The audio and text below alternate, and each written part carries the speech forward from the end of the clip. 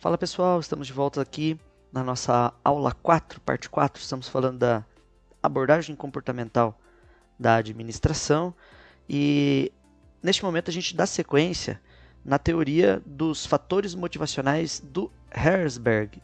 Diferentemente e complementarmente ao que o Maslow propunha, o Herzberg também ele tenta fazer algo parecido. O Maslow ele cria uma hierarquia de necessidades, ou seja, de fatores que motivam o ser humano a tomar alguma decisão, enquanto o Herzberg ele entende que os fatores motivacionais eles são divididos em dois. Então, um dos fatores é o que vai causar a satisfação. Ele chama esse fator de fator motivacional ou fator satisfacientes, tá? Aquele fator que vai trazer satisfação. E aí ele faz uma lista, né? Quais são esses fatores que podem trazer satisfação para uma pessoa? Do ponto de vista do trabalho, ou seja, lá na empresa trabalhando, a gente olha o cargo, o conteúdo do cargo, que pode trazer motivação para a pessoa. Então, como que a pessoa sente em relação ao seu cargo?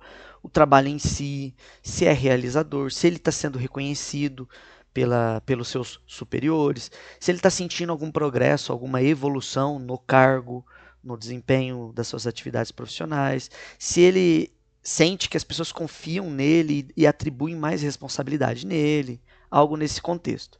Tá? Então, esses são os fatores que vai trazer satisfação para o indivíduo no ambiente de trabalho.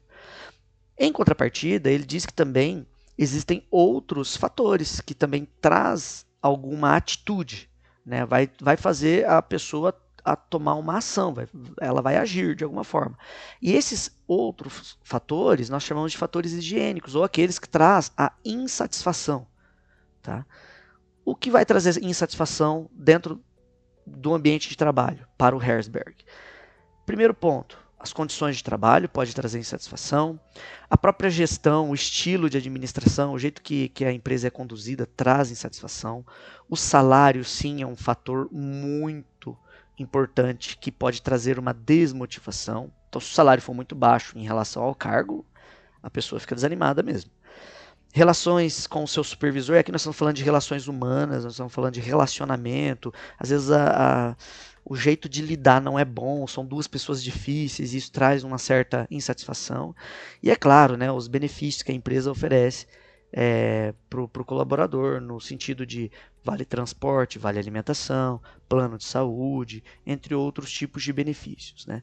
E aí o Herzberg ele diz o seguinte, os fatores motivacionais, quanto mais a empresa, né, incentiva, por exemplo, aqui, vai incentivar reconhecimento, progresso, vai criar subsídios para a pessoa conseguir conquistar esses itens, maior é a satisfação do seu colaborador.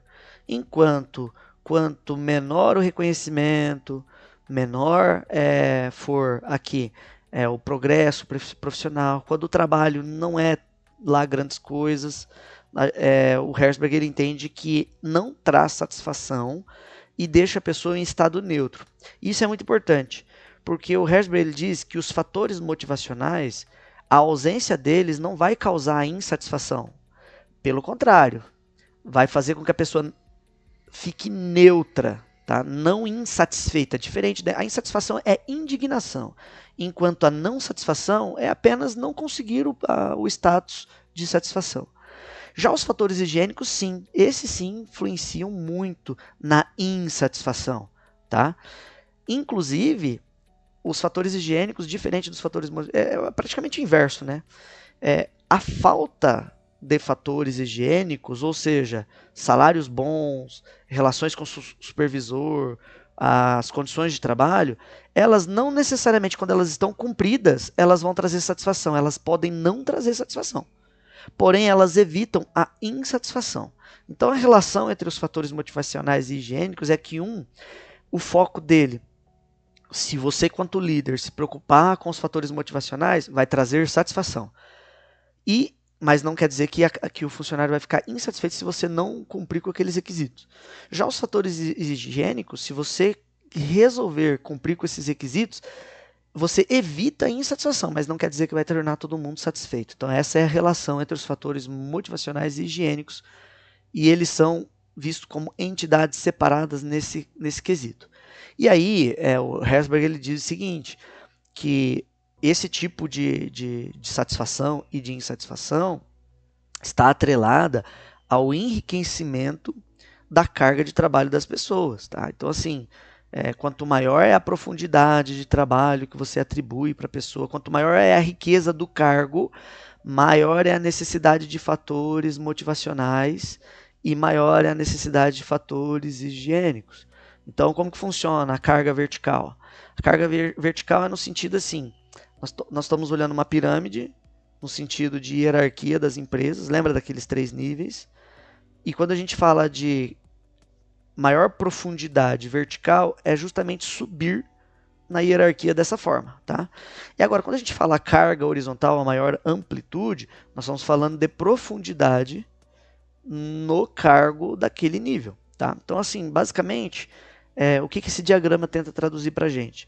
Que à medida que você atribui responsabilidade mais elevada para o seu colaborador, maior deve ser a preocupação dele em rearranjar esses elementos. Como assim? Para ele conseguir assumir novas funções e funções enriquecedoras, como por exemplo, assumir uma promoção como supervisão, como coordenação, como gerência, ele precisa automaticamente vai ficar redundante, mas ele precisa automatizar ou atribuir, delegar tarefas para outras pessoas, senão ele não vai dar conta. Tá? Então, o enriquecimento vertical e horizontal dos cargos ajuda com os fatores motivacionais, só que você precisa tirar um pouco de carga operacional das pessoas para que as pessoas possam, de fato, assumir novas responsabilidades. A gente olha esse enriquecimento vertical e horizontal também dessa seguinte forma, né? Quanto mais atribuições mais complexas, maior é a necessidade de outras atribuições incorporadas, tá? E aí, é claro, né? Quando você tenta motivar a sua equipe, é porque você precisa que ela evolua enquanto desempenho. Então, não é uma conversinha, não é groselha que a gente fala para os colaboradores. Geralmente as conversas são diretas, são objetivas, e você, enquanto superior de uma equipe, enquanto responsável dessa equipe, enquanto líder dessa equipe, você deve levar em consideração as tarefas que todo mundo já desempenha. E aí, nesse momento, você deve levar em consideração o seguinte, a sucessão. Olha, para minha empresa crescer, eu preciso transformar essas pessoas que estão abaixo de mim em líderes como eu. E nesse momento, você precisa passar mais responsabilidades e mais atribuições como forma até de fatores motivacionais, olhem aqui de novo nesse slide, a realização, o trabalho em si, as condições de trabalho. Então a gente leva em consideração os dois fatores, os higiênicos e os motivacionais, justamente para que as pessoas possam se sentir importantes dentro da organização. Tá? Então aqui nós estamos falando exatamente de técnicas de liderança. Exatamente aqui nesse momento estamos falando de liderança. Liderar é uma ciência que a psicologia organizacional vem estudando desde a década de 50, tá?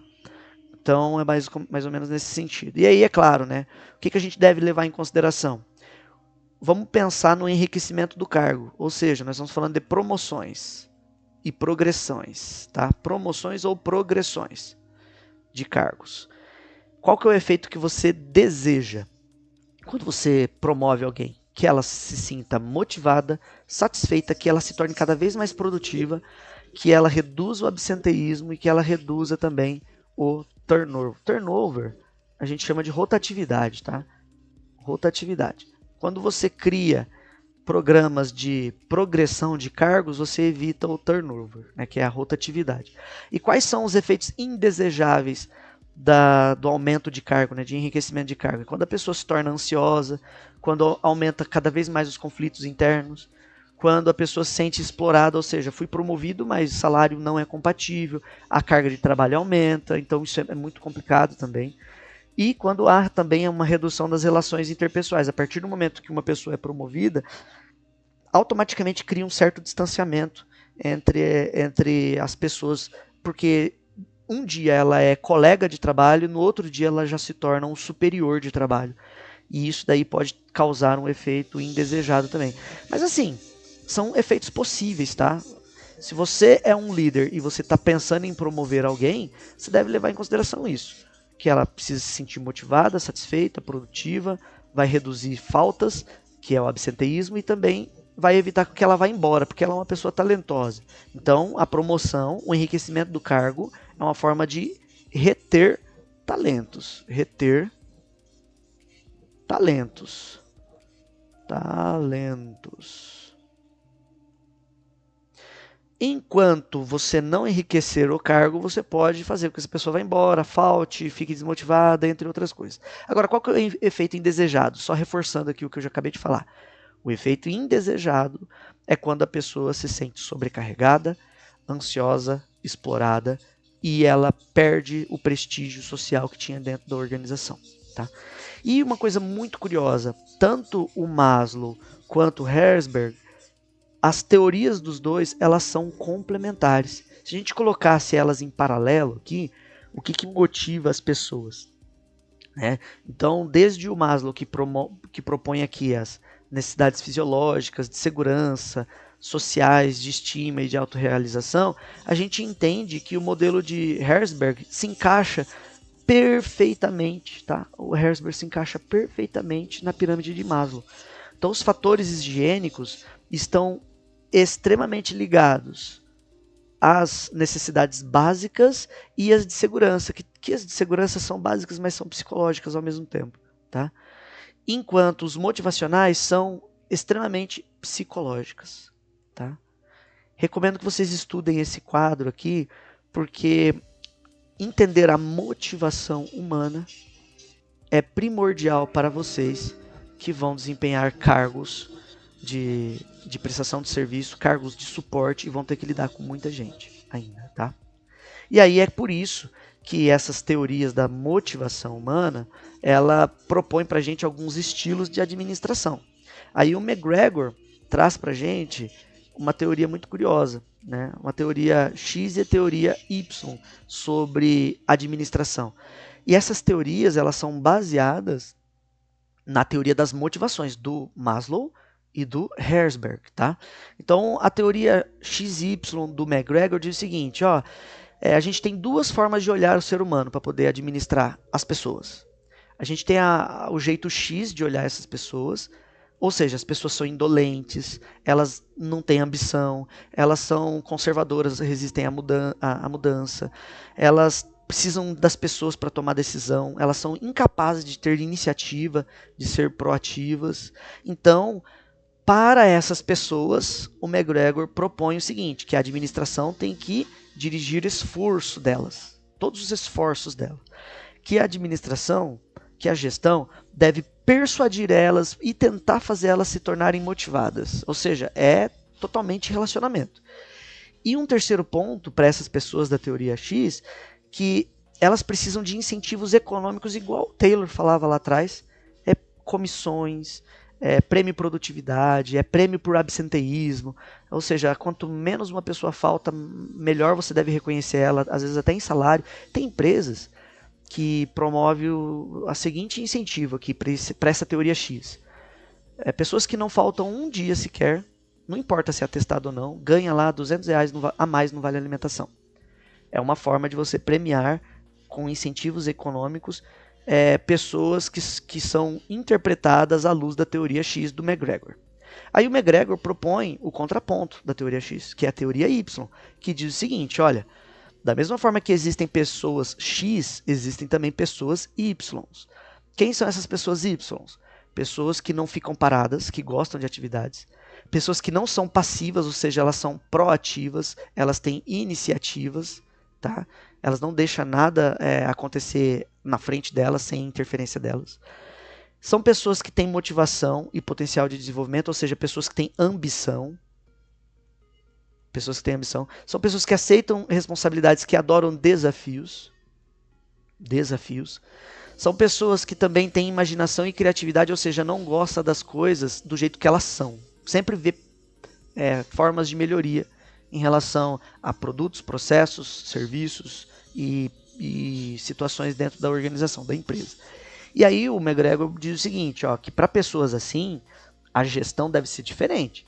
Ela deve ser um processo de dirigir esses comportamentos das pessoas em direção aos objetivos tanto da empresa quanto da própria pessoa. Então, assim, ó, o objetivo da organização é crescer, é aumentar lucro, é poder abrir uma filial, coisa do tipo assim, enquanto da outra pessoa é sair do cargo de supervisão e virar gerente, sair do gerente e virar diretor. Ou seja, vamos juntar agora a ambição dessa pessoa e a minha necessidade de crescimento e fazer com que ela me ajude a crescer com a organização.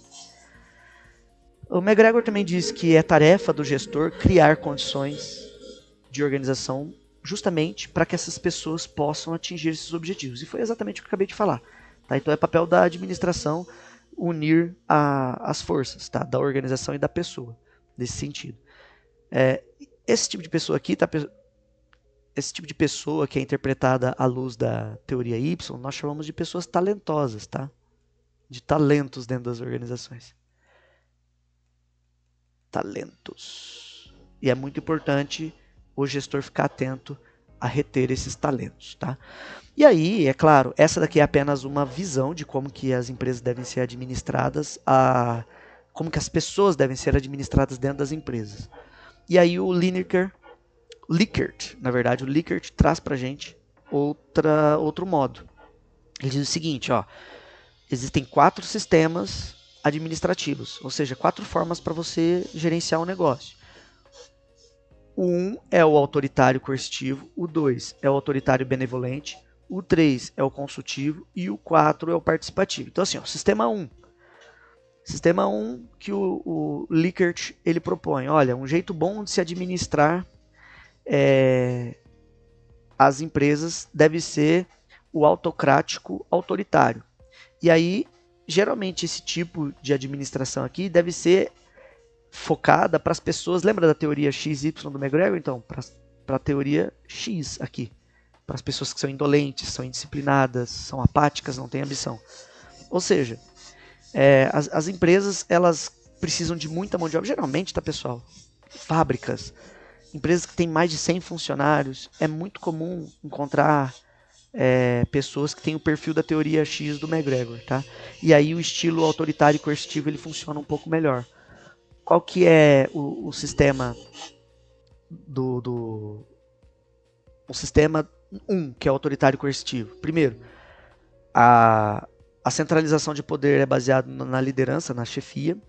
Segundo, o tipo de comunicação ela é mais direta, o foco é mais na punição. Então, na verdade,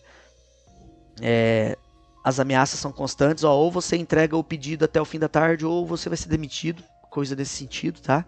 E o sistema de recompensa geralmente é justamente a própria não punição. Tá? Então, um estilo autoritário, coercitivo, é focado basicamente num chão de fábrica onde as pessoas têm um baixo índice de cultura, que elas precisam o tempo todo de serem motivadas, e a motivação acaba sendo a punição, o próprio medo de perder o emprego, de receber uma advertência, faz com que ela age. Aí nós temos o autoritário benevolente, o sistema 2, que é o autoritário benevolente, é encontrado em empresas de tecnologia, empresas industriais com alta tecnologia, melhor dizendo, tá? Onde a mão de obra ela precisa ser um pouquinho mais especializada, ou seja, a cultura não é tão baixa igual o modelo anterior.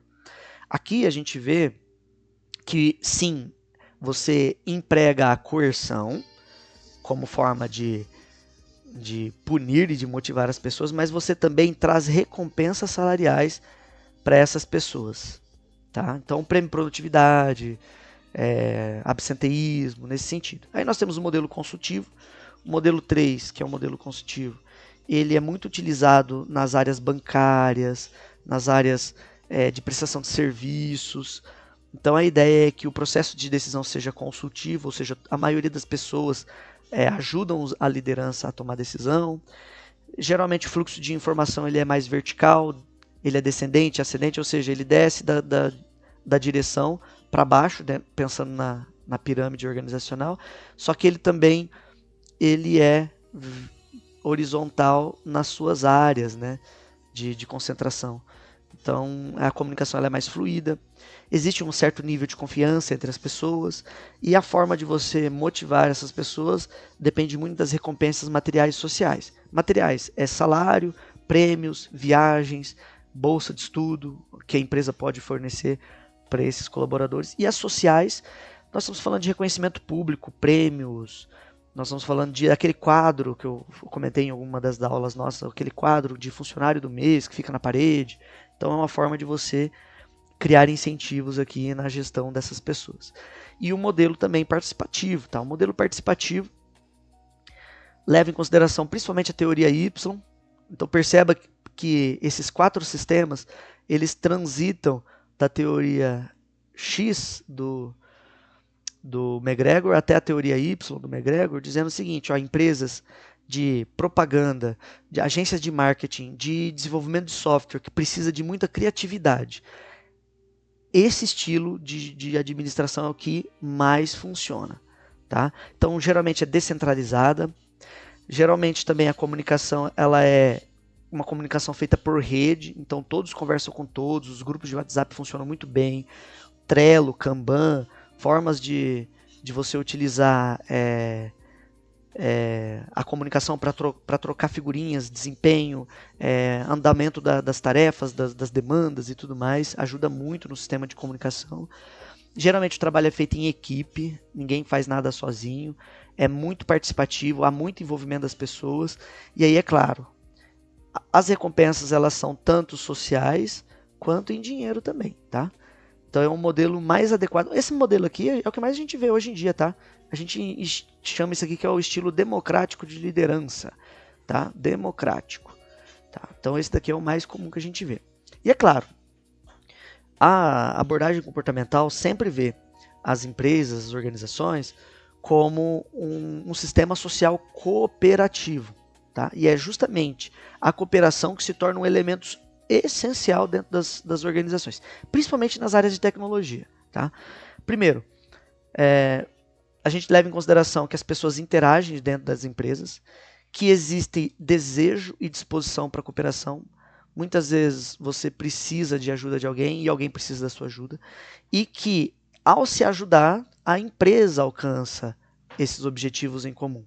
E aí o papel do gestor, do gerente, é justamente ir atrás da eficácia e da eficiência, ajudando a organização a atingir seus objetivos, ou seja, estou sendo eficaz, estou focando no resultado, e ajudando os indivíduos a conquistar seus objetivos individuais, inclusive dentro das organizações, que é, por exemplo, fazer o trabalho bem feito. E aí nós estamos falando do método. Tá? E aí o processo decisório se torna cada vez mais importante dentro da organização. Mas o processo decisório fica para a próxima aula. A gente se vê no vídeo seguinte. Até mais!